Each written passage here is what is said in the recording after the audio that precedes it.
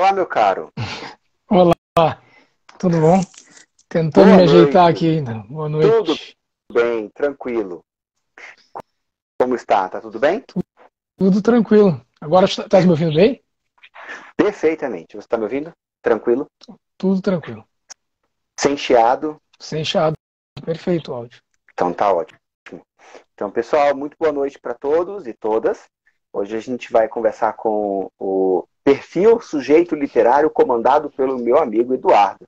Então, hoje eu fiz um convite para ele para a gente poder comentar, falar sobre um livro específico da escolha dele.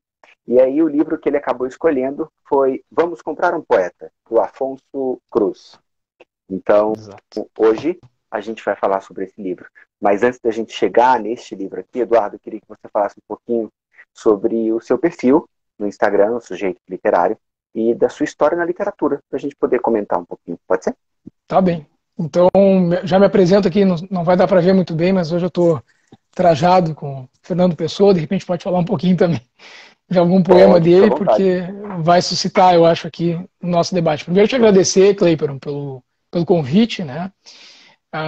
Eu costumo dizer que o meu perfil sujeito literário ele é feito em conjunto, porque eu tenho a grande parceria do meu filho, Luquinhas, de 6 anos, foi meu grande incentivador aí durante a pandemia, para que a gente fizesse um canal para falar de livros. Né? Então ele participa dentro do canal, quem acessar lá pelo YouTube, Sujeito Literário, tem um quadro específico que é Formando Sujeitos Literários. Então ali eu tenho a participação do Luquinhas, claro que isso pode se expandir para outras crianças, outros projetos, né, outras formas de fazer isso, mas de início é o Lucas ali falando da experiência dele. Inclusive teve um livro do Afonso Cruz que eu li com ele, que se chama O Capital, e ele gostou muito. Aí tem o vídeo lá dele comentando também as impressões, porque o Afonso Cruz é um artista completo, digamos assim, né? Ele não é só escritor, é um cara da cultura de modo geral, é ilustrador, ele é um artista realmente.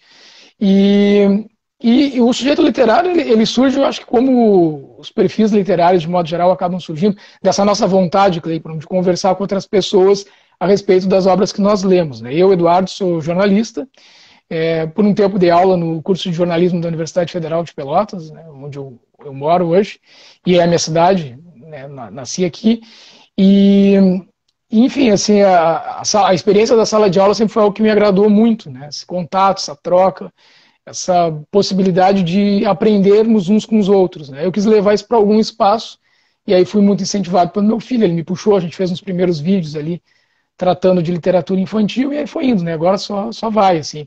Eu tenho tentado manter um vídeo por semana, já fiz um tour lá pela minha estante, já tem bastante resenhas, né?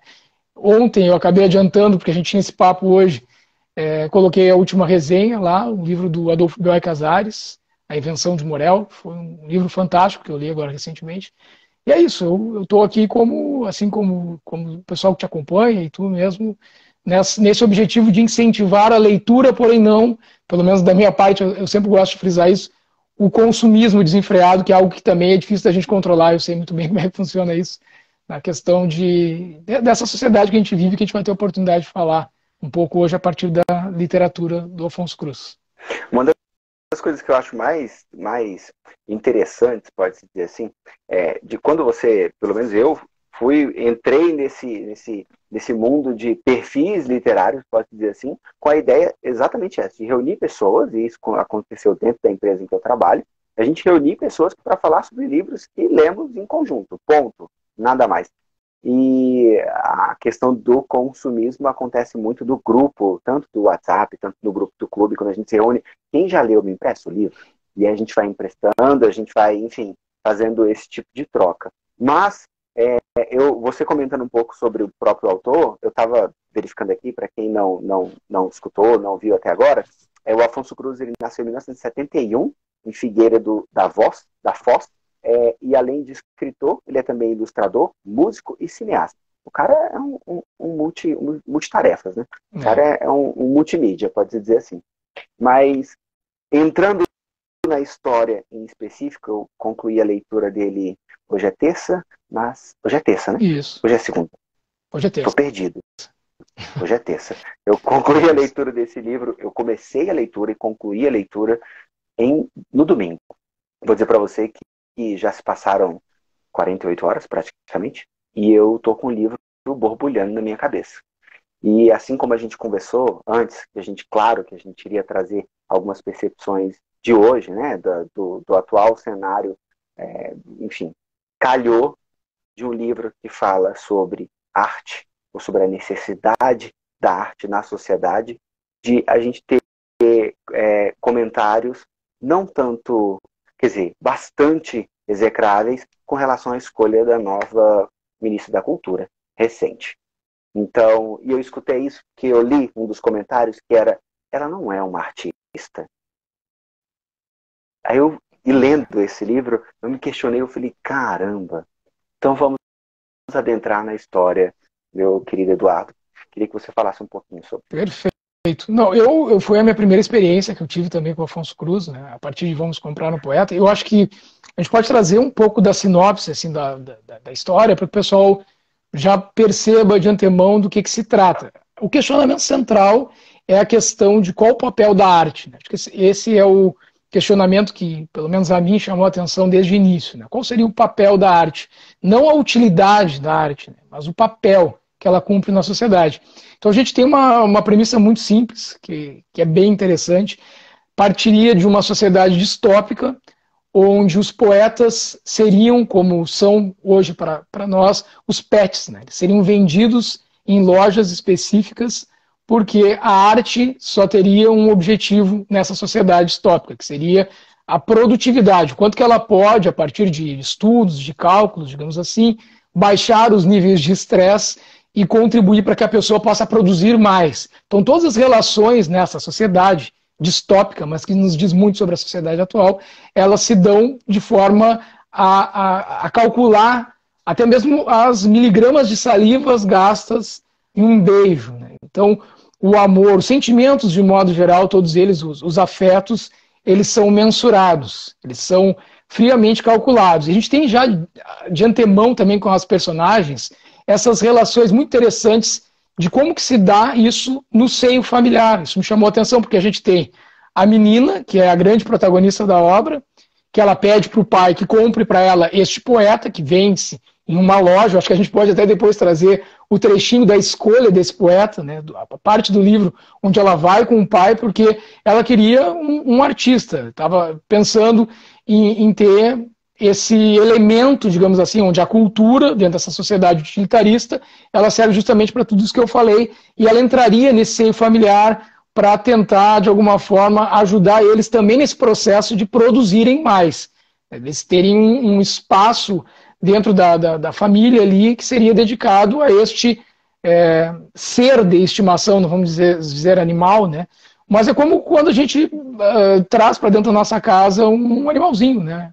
Um gato, um cachorro, e aí tem essa relação também, essa forma dele pensar essas relações familiares, essas relações que nós temos mesmo com esses animais, porque cada pessoa tem uma forma de tratar também, né? Eu achei muito interessante isso, porque o afeto ele vai para além da relação humana, ou a falta de afeto também, ela se expressa nessa forma como tu trata, por exemplo, os animais. Mas é muito interessante, porque esse pressuposto que ele coloca para uma ideia de sociedade distópica, onde a cultura estaria à venda, né, quase que em pet shops, e a gente poderia escolher um artista da área gráfica, um artista cênico, e aí tem a figura do poeta, né, a poesia entra assim fortemente, que é outra questão central, Cleiton, que é a ideia da gente repensar nossa forma de lidar com o nosso entorno, né? São as metáforas, as comparações. Onde está a metáfora, onde está a comparação na nossa forma de pensar, de refletir a respeito do mundo em que vivemos? Nas nossas relações afetivas, familiares, e aí isso não fica só na relação do pai que dá o poeta de presente para a filha, mas na relação da mãe com a filha, e com o marido, na relação do irmão e da irmã, tudo, claro, centrado na figura desta menina, que é a nossa protagonista e que nos carrega nesse movimento de nos levar até ao encontro com a arte, com a poesia, de uma forma que eu considero sublime, porque afinal de contas, me parece, assim, eu vou tentar não dar spoilers, não sei como é que funciona as tuas lives, mas fica uma questão Tá, não, mas tem uma questão que é central, mas acho que não chega a ser spoiler, que é o que a gente faz do nosso, se a gente consegue ter isso, né? O nosso tempo vago, a ideia de um ócio criativo, porque é impossível contemplar, é impossível a gente pensar a respeito da nossa vida, das nossas relações e do mundo de modo geral, sem termos o direito a esse ócio, que pode vir a ser um ócio criativo, ou seja, pode vir a se transformar em poesia. E deve vir a se transformar em poesia.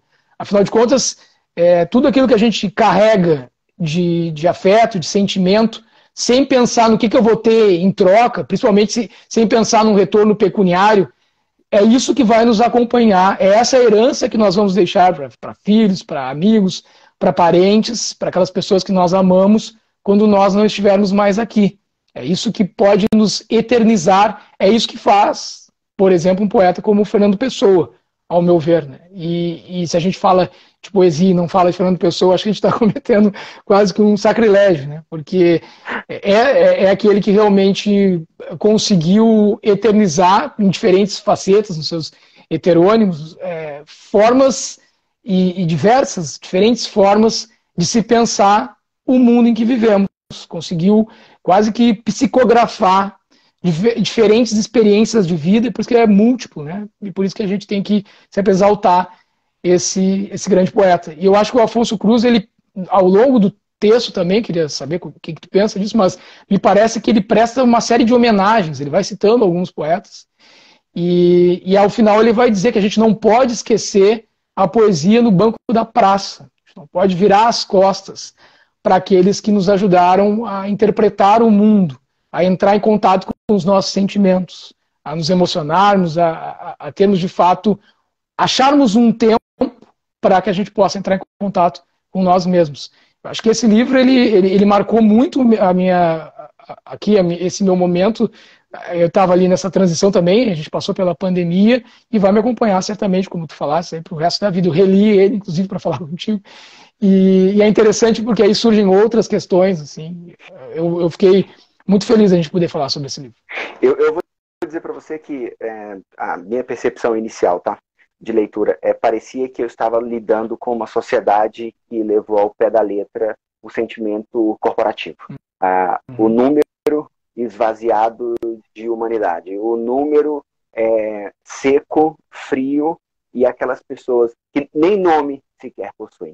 Né? Eles possuem códigos, como se fosse praticamente um código de barra. Pode dizer assim, D5, 3, e eles achavam um absurdo. Esse pessoal, são o nome dos personagens, tá? Eu não tenho aqui, eu vou ver se eu acho no decorrer da live, eu falo para vocês alguns nomes. Achei. BB9,2. Esse vírgula já foi motivo de questionamento. Tipo, que absurdo, ela tem uma vírgula no meio do, né?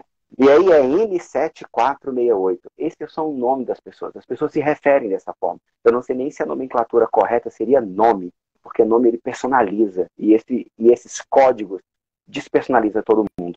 Né? Então, a gente ter um poeta, ou desculpa, ter um artista, ter um poeta, ter alguém com a sensibilidade de até você conseguir ver lógica, eu não digo lógica, mas você vê sentido numa frase muito simples. Quando você está apertado financeiramente, e isso é citado no livro, ele fala, apertem o cinto. As pessoas vão buscando por que apertar o cinto? O que isso tem a ver com o financeiro? A ausência de arte, a ausência de sensibilidade, esvazia a língua também. Esvazia a comunicação. Esvazia algo que é muito mais profundo do que uma mensagem que você quer passar. Eu fiquei pensando, e aí eu estou refletindo, eu estou confabulando comigo mesmo aqui, e eu fiquei pensando durante o dia todo, eu falei, eu vou fazer a live extraindo qualquer tipo de frase em que conote ou que entregue para as pessoas uma possibilidade de interpretação que não seja apenas fria. Mas eu não consigo. Eu li esse livro e eu falei assim, é o suprassumo do absurdo.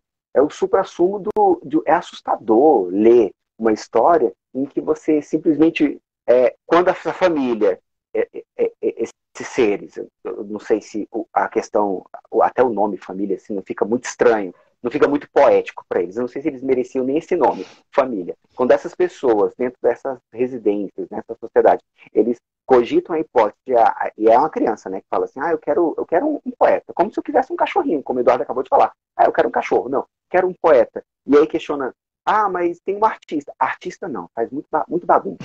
É muito bagunceiro, é muito subversivo. Não quero.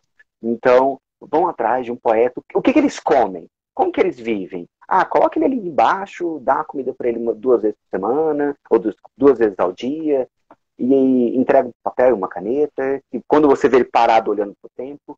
E é este personagem dentro dessa residência, desse universo restrito familiar, em que ele começa a dar pitadas do que poderia vir a ser uma sociedade com a liberdade poética para tudo, até o falar, que é esvaziado aqui, né? Você dá sentimento, você dá possibilidade de pensar, de empatia, e tantas outras coisas que esse pessoal não tem. Posso estar muito louco no que eu tô falando, tá? Mas eu fiquei o dia inteiro pensando nisso. Exatamente. Eu acho que tu colocasse uma questão que é central também, como que a gente também é visto na sociedade. Quer dizer, nós também não somos números. A primeira coisa que nos pedem, quando a gente vai se identificar, não é o nosso nome, ou como a gente se reconhece, enfim. Não, isso não interessa. O que interessa é o número que está ali na carteira de identidade. Esse é quem o Clayton ou o Eduardo, e quem quer que esteja aí com a gente, vai ser identificado como uma pessoa. E assim, as relações humanas, as relações familiares. Então, quer dizer, tu só vais ganhar o que tu queres de Natal, por exemplo, a gente está próximo do Natal, conforme foram as tuas notas no colégio, ou seja, números de novo. A quantidade de acertos que nós tivemos, de novo, numerando, em comparação com a quantidade de erros, essa média, né, se tu errares menos, bom, aí tu vais ter direito a uma recompensa melhor.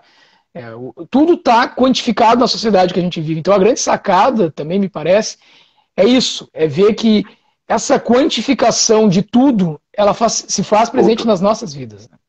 E uma quantificação que me corrija se eu estiver errado. Sim. Não há nem a citação da palavra beijo.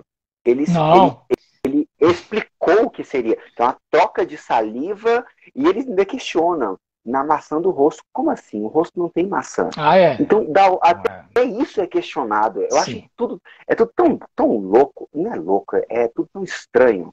Que louco desresponsabiliza muita coisa, tá? E aqui, no caso, é estranho para mim. Eu achei uma parte em que está citando, que eu gostaria de pedir até licença para ler isso aqui, que aí ele pergunta bem assim.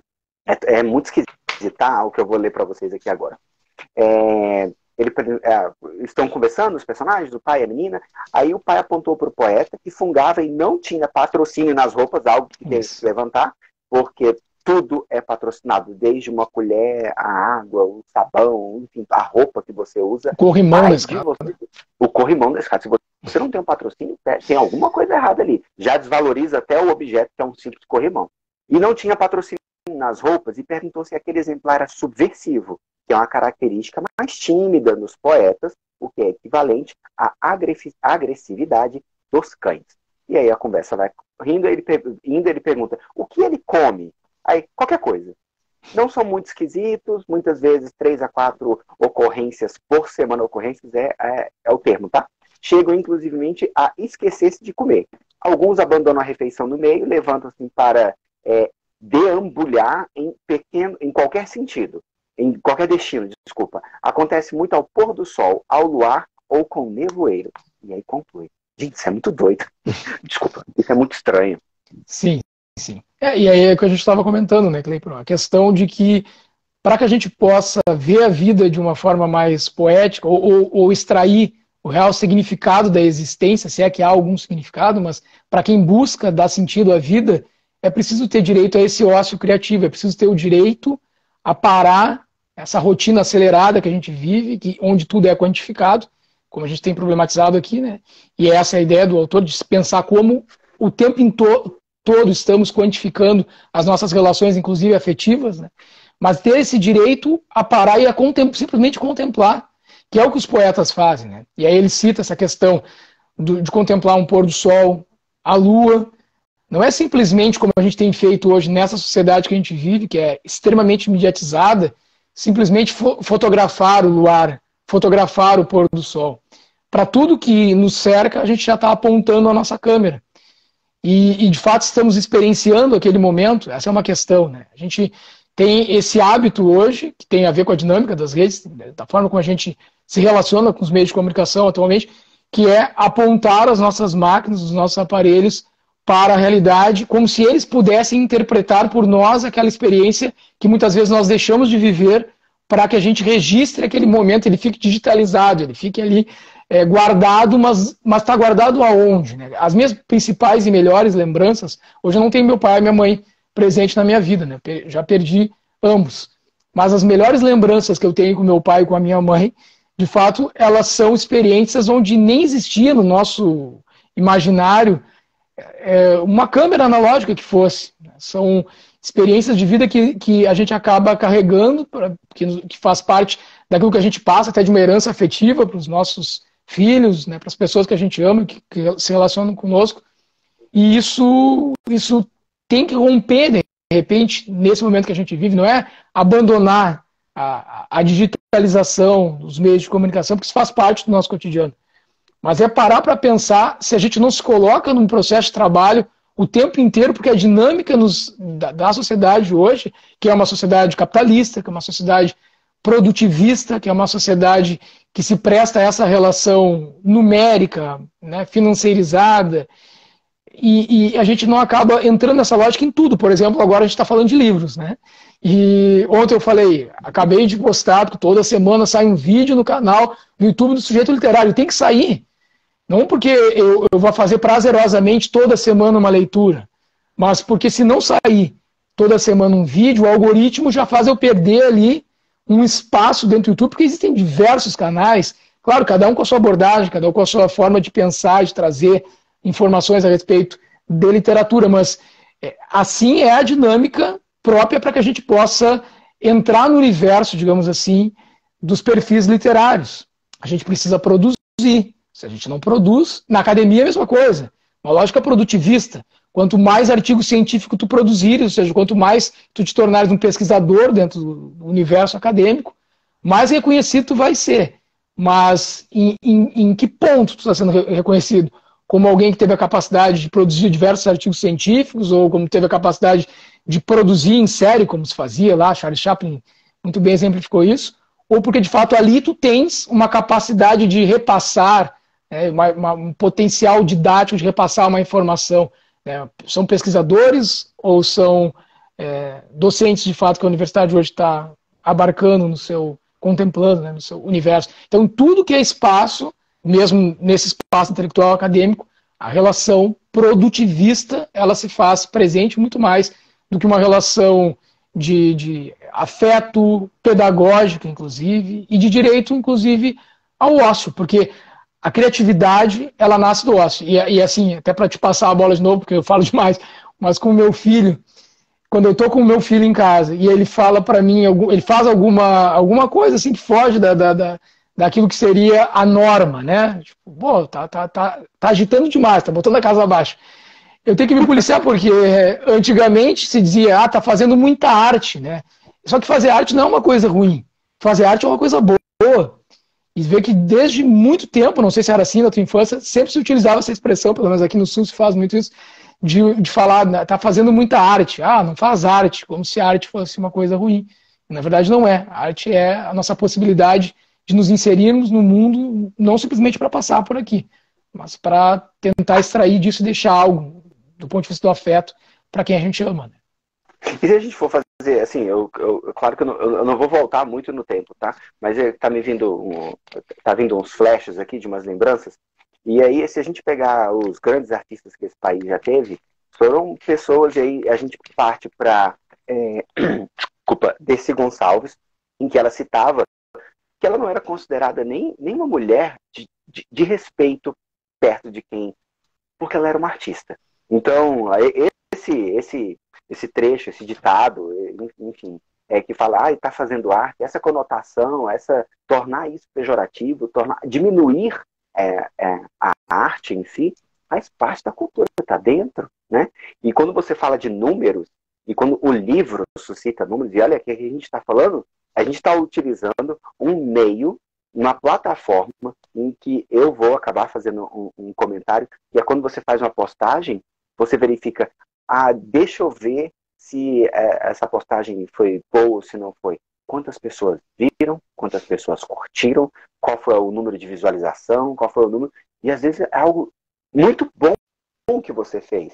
Só que não teve interesse do público. Mas se não teve interesse, por que não teve? Quer dizer que é ruim? Quer dizer que... Mas é o número. Aí você fica com aquilo na cabeça. Mas é o número, eu preciso de postar, como você falou. Não posta não, para você ver. Eu estava verificando um outro perfil literário, em que ele estava fazendo um comentário, e ele faz reações de tudo que você puder imaginar. Até reação de sinopse. Ele lê uma sinopse e dá uma reação dele. Uma forma engraçada, leve, descompromissada da vida. Mas ele cita isso. Ele fala assim, ou eu preciso fazer um vídeo, ou então meu canal derruba. E tem hora que eu não consigo ler a quantidade de livros por semana que eu quero. Então eu vou começar a reagir sinopse. E aí você pega um mar de livros, e ele cita 20 e por aí vai. E o livro, ele cita isso, ele faz uma crítica. E é um livro, gente, é um livro que tem 78 páginas. 78 páginas. E você mergulha nessa história, você vai ler e você não vai deixar esse livro passar batido. Em algum momento ele vai te pescar. Em algum momento ele vai te fazer refletir o quão CNPJ, o quão frio, o quão código de barras está sendo as minhas atitudes e eu mesmo como pessoa, né? Eu não sei, eu juro pra você, eu tô muito mergulhado na história, tá? Sim, não.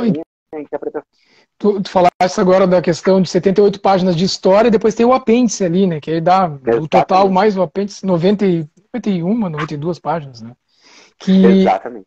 E que é interessante também o apêndice, porque a gente tem ali o autor falando um pouco do próprio processo dele de criação da obra, da relação dele de pensar a cultura em Portugal, mas a gente pode trazer também para o Brasil, né? Pode pensar essa questão da cultura, da arte, da poesia no Brasil, e até nos ajuda a refletir se nós também não só com essa questão de como que a gente lida com os perfis literários, né? Mas eu diria a forma como a gente lida com tudo que tem a ver com o nosso entorno. Eu falei a palavra contemplar antes, porque eu seguidamente me pego pensando a respeito disso. Eu, como te disse, né, eu sou jornalista, eu sei que tens a tua atividade profissional, todo mundo que gosta de ler, se pudesse, ficava lendo o tempo inteiro, não faria mais nada, né, se dedicaria a isso como um trabalho, mas não funciona assim, pelo fato da sociedade ser da forma como é, e no Brasil, inclusive, a gente não é ainda uma sociedade de leitores como em outros países mais avançados. A gente tem o hábito da leitura sendo, digamos assim, o preferido nas atividades de lazer, né? E também a literatura sendo um espaço de lazer, de entretenimento, não algo que tu tens que pegar e ler e dar um retorno sistematizado daquilo que foi lido, porque isso acaba se tornando também um trabalho. Não sei o que tu pensa em relação a isso, mas a gente tem que ler e a gente tem que trazer algum retorno daquilo que a gente leu, sistematizar isso, falar um pouco do autor, então acaba se tornando também um processo laboral. Tu tem que pensar tudo que tu vai fazer, esquematizar, para tentar convidar as pessoas a fazerem aquela leitura. Por exemplo, um outro caso, para quem é de perfis literários e possa estar assistindo também, eu tenho vontade de criar um perfil literário. A ideia das parcerias com editoras, né? Esse ano, eu firmei 2 parcerias com editoras, que são editoras que eu gosto bastante, mas mesmo assim, claro, cada editora tem os seus critérios para firmar parcerias, mas é quase que se estabelece uma relação também de trabalho, embora não seja uma remuneração, mas a gente tem que dar algum retorno, tem que trazer ali uma sinopse, né? Tem um compromisso. E nem sempre aquela editora vai estar lançando, de repente, um livro que é do teu interesse de fazer a leitura. Então, eu não costumo fazer isso comigo, entende? Eu leio o que realmente eu tenho vontade de ler. Eu me envolvo com aquilo que eu realmente acho que pode trazer para aquelas pessoas que acompanham meu perfil um retorno que seja, pelo menos, que cause um divertimento, né, que seja um entretenimento, que seja um lazer, porque isso também é importante para todos nós, ou que tem um acréscimo do pensamento crítico, de repensar a sociedade, a relação vida e morte, as relações, de modo geral, a nossa existência, mas é isso, às vezes a gente se coloca uma obrigação em algo que também era para ser prazeroso, mas a gente acaba condicionando aquele nosso espaço, que seria um espaço para que nos trouxesse um retorno único exclusivamente de prazer com a atividade que a gente vai fazer, e a gente automaticamente transforma aquilo também numa relação de trabalho, também numa relação de, como tu vinha colocando, né, de quantificar isso aí em termos de retorno do público. Eu no início ficava muito preocupado, será que um dia eu vou chegar a 1.000 inscritos no meu canal? Preciso chegar a 1.000 inscritos no meu canal. Hoje ele passou já de 1.000 inscritos, tá? 1.400 alguma coisa, e eu não dou mais a menor importância para isso, porque de fato aquilo era uma ideia que eu tinha ilusória lá no início. Eu tenho sim uma ideia de deixar o meu canal como uma herança para o meu filho.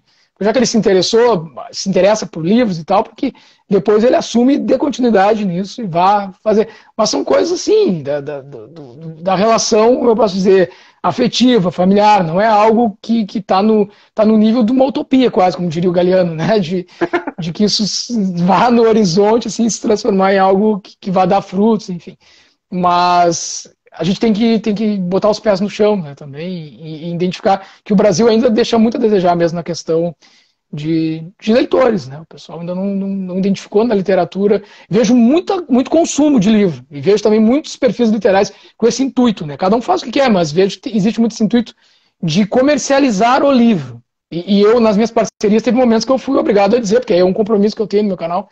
Eu li um livro, era de uma editora parceira, e eu simplesmente achei que o livro não chegou no ponto que ele deveria chegar na proposta que ele tinha. Então as minhas análises são sempre críticas. Não interessa se for parceria ou não, se for autor que me manda o livro ou não, acho que a gente tem que ter esse compromisso com a gente, em primeiro lugar, né? Cleiton, não sei o que tu pensa em relação a isso. Eu concordo no que você falou, e eu ainda digo mais. Eu estava tentando, enquanto eu estava falando com você, eu estava procurando qual é uma palavra que ele cita muito, e é uma palavra super simples, mas eu tinha esquecido. Quando ele se refere até o ato de contemplação, o ato de simplesmente, enfim, da arte pela arte, né? Que são trocar inutilidade. Então, Isso. para esses personagens, estamos aqui trocando inutilidade, seja ela qual for. Posso até soar um pouco exagerado, porque eu estou literalmente imbuído na história em si, mas quando você tem um momento do livro em que esse poeta, esse pet poeta, né, tá jogado num quarto que eles acabam falando, é 2 por 3 metros. Não, peraí, é 3, nem precisava disso tudo. Ele não vai ocupar esse espaço inteiro, né? Chega a citar. E aí tem um momento que ele simplesmente desenha uma janela e faz um comentário, e aquilo levanta um questionamento na personagem, na menina, em que é a questão de caber, eu não sei, eu fiz eu escrevi, só que estava no post-it, e o post-it caiu, e eu estou procurando também, não estou achando. Ela questiona para que tem um certo momento que se questiona para que serve a poesia, né? E nesse desenho que tem na parede que tu está te referindo, tem uma janela, né? E aí a questão, de novo, das metáforas que a gente falava no início, né? A janela serve para ver o mar, mas é o desenho de uma janela. Aí ela vai olhar depois da janela mesmo, o que passa pela janela. A gente muitas vezes nem olha pela janela, né, Cleiton? Em definitivo. E sabe o que eu disse, né? Pode ser exagerado, mas eu vi uma arte, eu até repostei, uma arte de uma janela, tinha a frase do livro, e eu fiquei olhando muito aquele chapéu, né? Um chapéu do Pequeno Príncipe, em que perguntam para você assim, o que é que tem aí dentro? E as pessoas falam várias e várias coisas, e para quem lê o livro sabe do que eu estou me referindo, e aí me ficou com isso na memória. Eu acho que o que vai me representar esse livro é aquela janela. É aquele mar por trás daquela janela. Como que cabe o mar dentro de uma janela? Isso não é uma janela, é só uma pintura.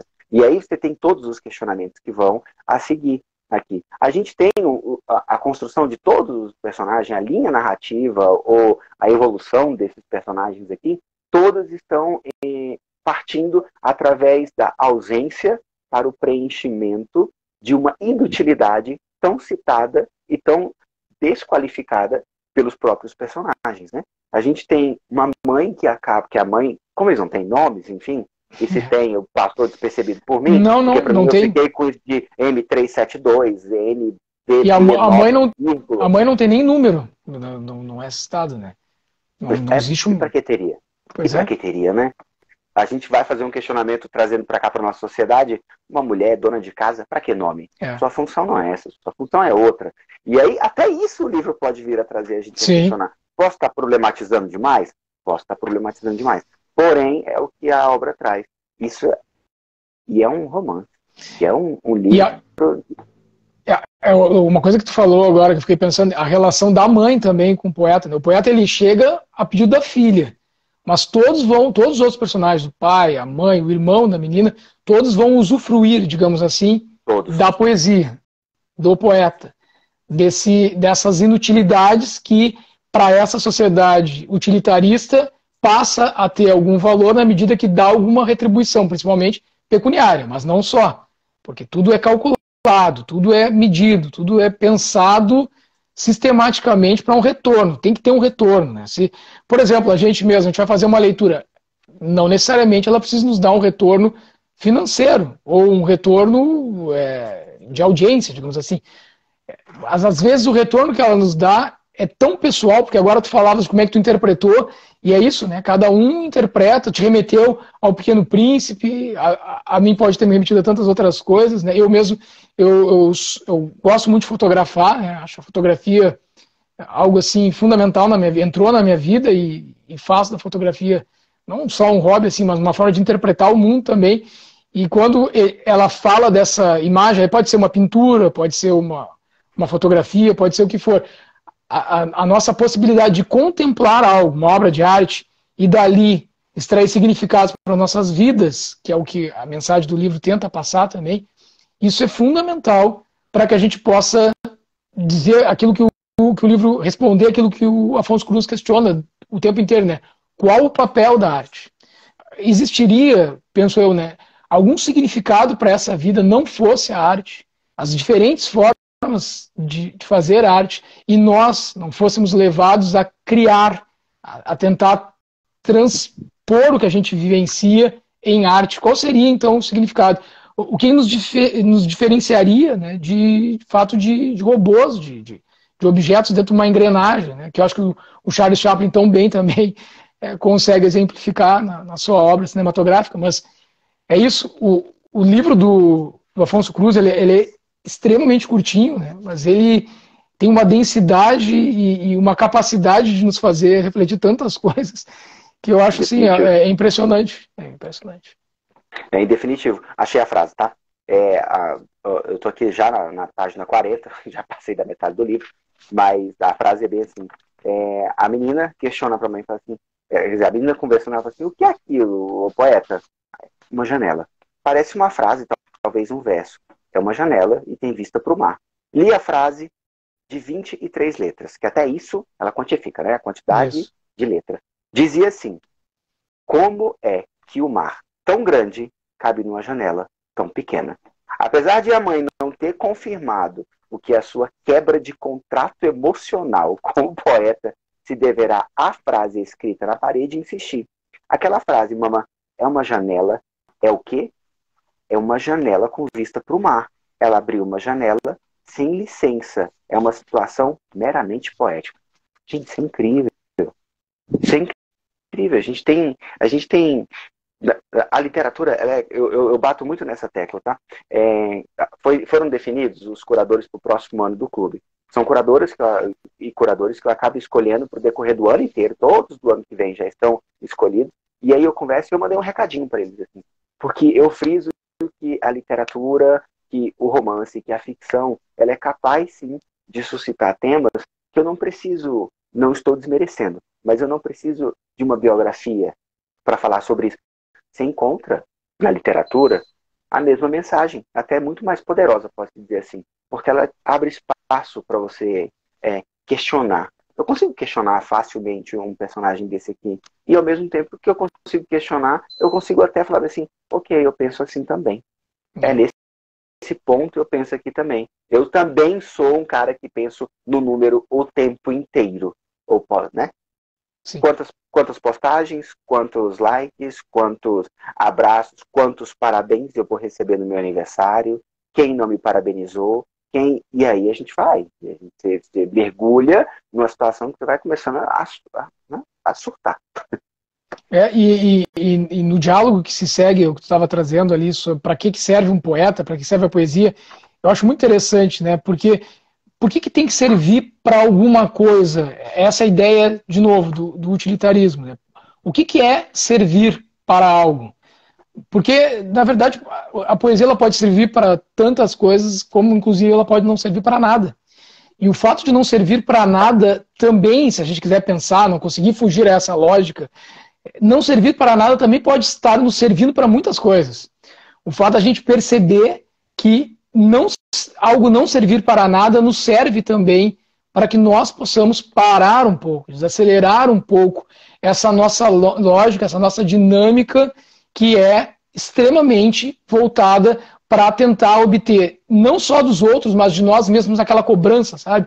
Que tem, eu sou muito assim também, uma autocobrança, uma exigência, a gente fica se questionando, eu poderia ter sido melhor, eu poderia ter feito melhor, certamente depois da live vou ficar me dizendo, pô, tantas coisas eu deixei de falar, e isso, esse tantas coisas também remete a uma quantidade de coisas que eu queria ter dito, enfim, essa é a nossa dinâmica, e o autor ele consegue traduzir isso muito bem a partir dos poetas, e acho que, sobretudo, pela escolha dele em tratar dos poetas, poderia ter sido de uma outra expressão artística, por causa dessa questão que eu falei no início para ti, que é o que me chama a atenção, das metáforas, das comparações.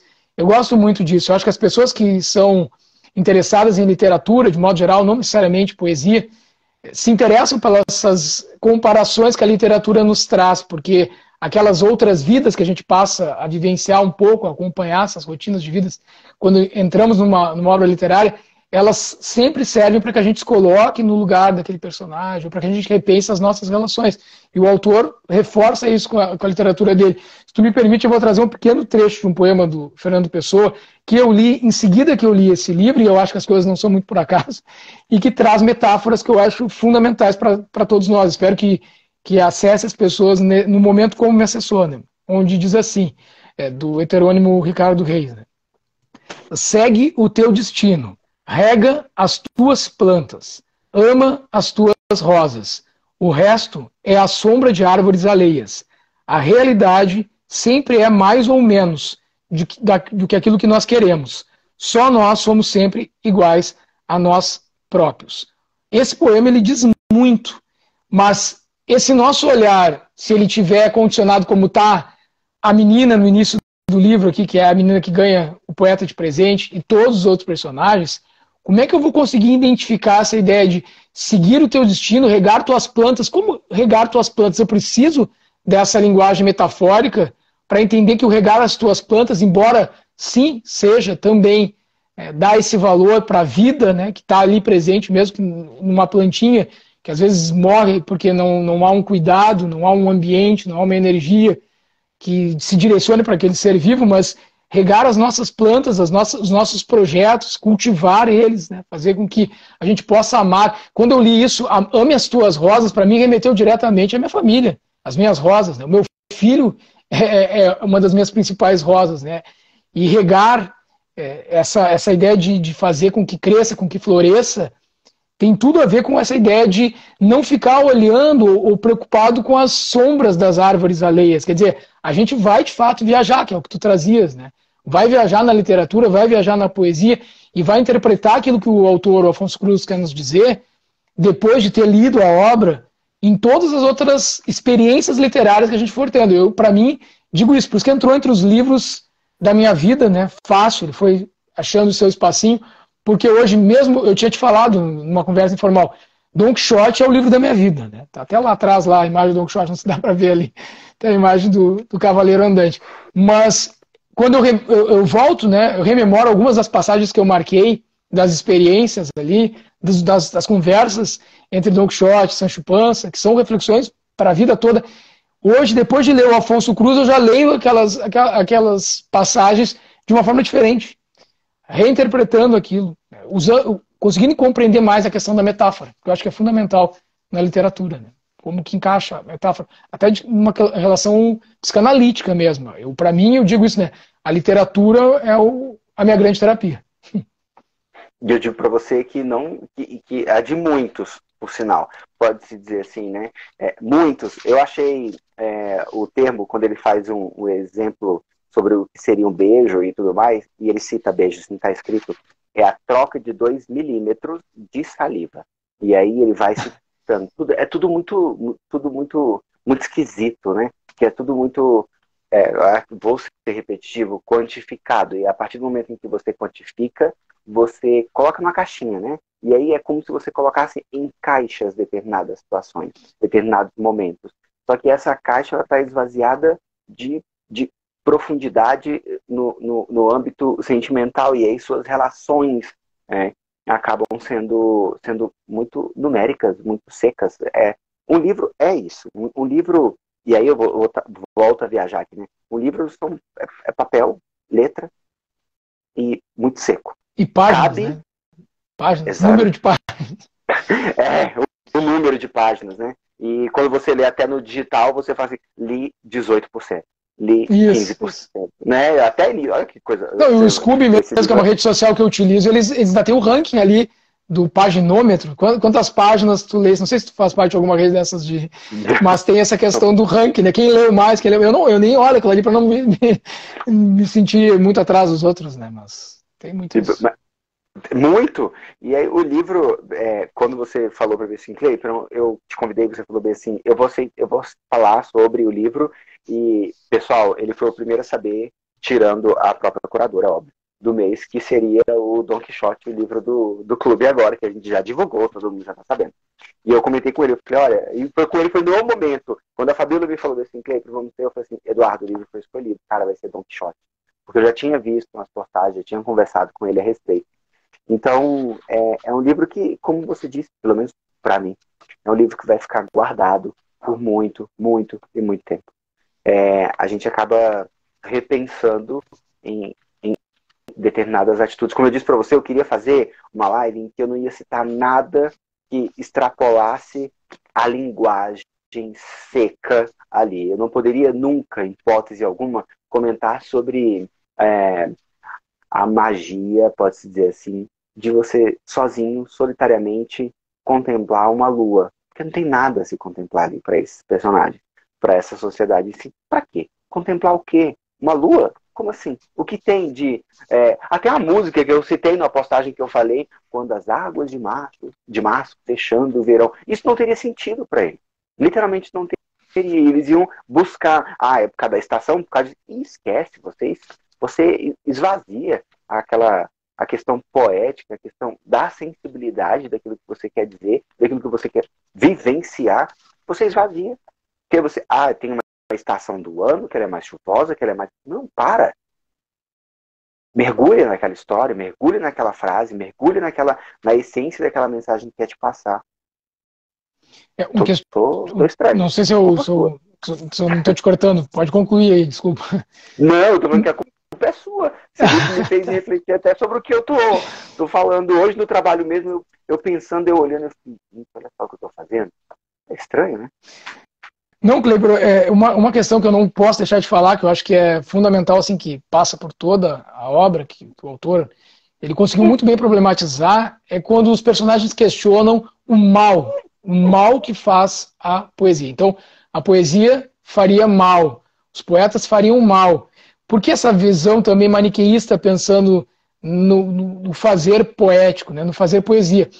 E acho que de alguma forma ele dá várias respostas para isso, mas uma que me chama muito a atenção assim, é essa questão de tomar consciência de si.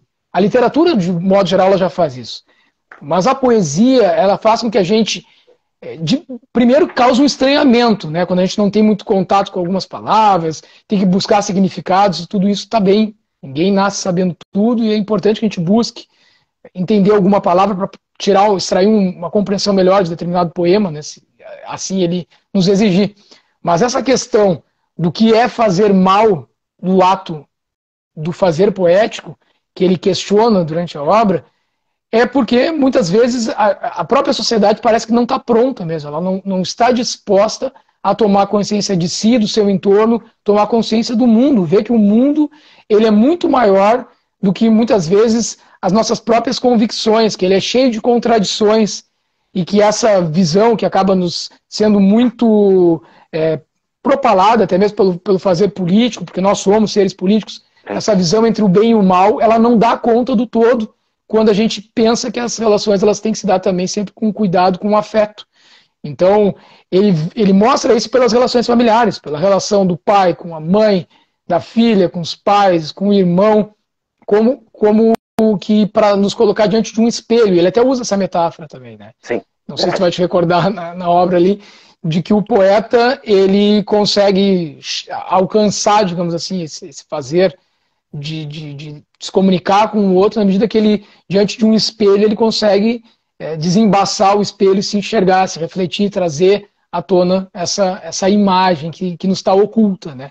E é isso, muitas vezes as pessoas não estão preparadas ou dispostas para aquilo que os espelhos podem nos revelar. Inclusive tem um texto do Jorge Luiz Borges, eu não vou me recordar agora o título, mas que está no Livro de Areia, e que ele traz essa questão também do espelho, né? Onde o espelho ele tem uma simbologia que leva sempre muito à questão do mito narcísico, né, digamos assim, mas o que é, qual é o potencial que tem, se não só propriamente o espelho, mas qualquer possibilidade de refletir a nossa imagem, é a gente enxergar, mas é mais profundo, é a gente enxergar a nós mesmos, aquilo que a gente muitas vezes quer deixar escondido, não está disposto a trazer para a consciência, né, digamos assim. E aí tomar consciência de nós mesmos é repensar muitas vezes a nossa forma de nos colocarmos no mundo. O Afonso Cruz ele consegue com as personagens nos trazer essa reflexão também com essa obra, né? Em definitivo. Eu assim, eu vou seguir a sua linha, tá? Então não vou dar spoiler, mas o final dessa obra, o final da obra, mesmo você tendo um personagem que entregou tanto e despertou essas pessoas, tem dois filmes que eu queria citar que me lembraram muito esse livro aqui. Um deles se chama A Vida em Preto e Branco, que é com Tobey Maguire e com a Reese Witherspoon, em que eles acabam entrando dentro de um seriado de televisão, eles se passam na década, sei lá, de 2000, 90, alguma coisa assim, e eles acabam entrando num programa de televisão que é um seriado de TV dos anos 60, 70, e é tudo em preto e branco. Então, esses personagens fazem o papel desse poeta, que é entregar para as pessoas a possibilidade de eles enxergarem cores, novas possibilidades, abranger a visão deles para todas as coisas. E outro livro, que é só uma cena, filme, é só uma cena em que me remete ao final desse livro, que eu não vou citar qual é, porém, ele me deixou pensativo. Eu fiquei muito pensando a respeito será que esse final não é uma representação tão grande da nossa sociedade, de nós mesmos como seres humanos, que é o ponto de que o personagem ele é the turning point, como ele fala, né? É o ponto de virada daquelas pessoas, e mesmo assim acontece o que acontece com ele. E uma das frases do final, que até o Joel citou, que é um dos apaixonados por esse livro, o Joel Entre Páginas, ele falou bem assim, quando eu falei bem assim, nossa, eu gostei do livro bastante. Aí ele falou assim, não abandona o poeta no parque. E no filme que eu queria citar para vocês aqui agora, que é A Fantástica Fábrica de Chocolates, Willy Wonka, depois de tudo que ter passado com aquele menino, e o menino, ele chama o garoto para ir morar com ele na fábrica, aquela coisa toda, e ele não leva os tios dele, né? Quer dizer, ele não pode levar os tios dele. E aí ele faz um acordo e ele fala assim, eu vou só se for levar meus tios. Só que ele pega aquela casa decrépita que ele tinha, ele coloca dentro da fábrica, mantendo aquela casa decrépita, e ele joga um pouco de açúcar para adocicar a realidade. Mas ele não mudou a realidade daquela pessoa. E aí eu não sei, eu te pergunto, houve um abandono desse poeta no parque? Ou esse poeta pois é, eu acho que foi usado? Essa pergunta fica, né? E aí eu acho que é uma pergunta para que a gente faça para nós mesmos. Não só o poeta, como a gente citou aqui, Fernando Pessoa, sei lá, o poeta da tua predileção, mas os poetas, as experiências poéticas que nós tivemos ao longo da nossa constituição, enquanto sujeitos, né? O quanto nós muitas vezes abandonamos eles, e aqui ele fala na questão da praça, porque a praça é um ambiente, não sei como é que é aí na tua cidade, né? Mas ela é um ambiente que nos permite estar a sós e ao mesmo tempo acompanhado muitas vezes de um livro, um lugar que nos possibilita esse contato com o autor de uma forma mais sossegada, mais tranquila, digamos assim, mas um espaço reflexivo, um espaço onde ali em tese, né, enquanto não mudarem essa lógica, né, na sociedade que a gente vive, mas tu não tens que pagar para entrar, tu não estás ali por uma questão utilitarista, tu estás ali para o lazer, para a contemplação, para o ócio, que pode ser um ócio criativo, esse direito que todos nós deveríamos ter, né, a não fazer nada, simplesmente estar sentado no banco de uma praça, se quiser, dando de comer aos pombos, mas a gente precisa resgatar, talvez, porque todos nós, de alguma forma, pela dinâmica do nosso dia a dia, pela dinâmica da sociedade que a gente vive, estamos, sim, cotidianamente abandonando os nossos poetas em praças, deixando eles, não só em praças, né, tem um episódio do livro aqui também que fica muito claro, essa relação que a gente traz de pensar o poeta como um pet, né, que é a sacada do autor para trazer essa reflexão, mas esse abandono, né, um animal, quem tem animais de estimação, né, seja um gato, um cachorro, o quanto ele nos dá de troca, na nossa, às vezes a gente nem percebe, né, de afeto, de companheirismo, e ao final da sua existência, ou até mesmo antes, por outras razões, eles acabam sendo preteridos ou deixados de canto, esquecidos. Então, a reflexão, abandonados, né? E esse abandono, para mim, ele me remete muito a isso, né? Ao nosso fazer, a nossa possibilidade, a nossa criatividade, o nosso fazer poético. A gente esquecer, deixar isso de lado. Quanta gente diz assim, pô, eu queria ter mais tempo para ler, dedicar mais à leitura, mas a gente vai estabelecendo prioridades. De fato, é difícil na dinâmica que a gente vive, mas a gente vai estabelecendo prioridades, né? E retomar um hábito de leitura né, diário, assim, acho que até é mais difícil do que manter, penso eu, assim, até por experiências próprias. Mas não abandonar o poeta, para mim, tem esse simbolismo, Cleiton. Eu acho que cada um vai meio que de não abandonar essa possibilidade de criar, de não abandonar todo esse nosso interior que clama por um direito ao próprio ócio, né? À contemplação, ao direito a contemplar.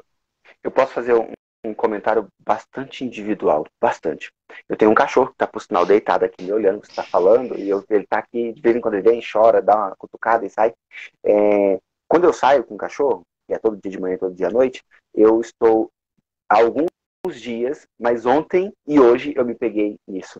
Eu não levo mais o meu celular, porque eu não quero mais ficar mexendo no celular enquanto eu estou saindo com ele. Eu quero estar com ele naquele momento. Eu quero simplesmente passear, porque para ele eu não sei o que reflete, mas ele gosta muito. E eu quero gostar muito junto com ele. Neste momento, nessas duas saídas diárias, eu estou literalmente não abandonando o meu poeta. Meu poeta está comigo, porque eu estou curtindo com ele este momento. E aí a gente pode carregar para vários outros sentidos. Você citou muito bem sobre um fato de você ir para um evento e ficar com o celular lá, filmando, batendo foto, e você não curte o momento. Você não curte.